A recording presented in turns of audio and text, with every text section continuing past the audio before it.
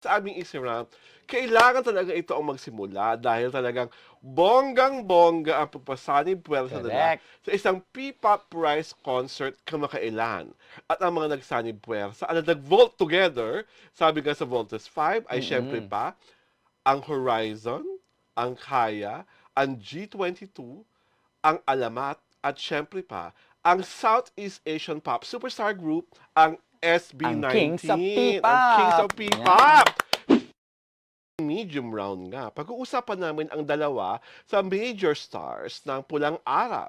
Ito si Mm. David Licauco at siyempre pa ang pagkaganda-gandang si Maria Ozawa na Yes. according to unimpeachable sources, kinilig di umano sa isa't isa. Pag-uusapan po natin ay tungkol kay James Yap Jr. na mas kilala nating lahat sa kanyang palayaw na si Bimbi. Si Bimbi po ang nag-iisang anak ni Queen of All Talk, Chris Aquino, at Yes. si basketball cager James Yap Sr. At ang nakakabahala po dito kasi po si James Yap Jr. ay biktima ng isang peking balita na ang Correct. nakakalungkot, ang dami-dami-dami agad na nag-react at Oo. naniwala.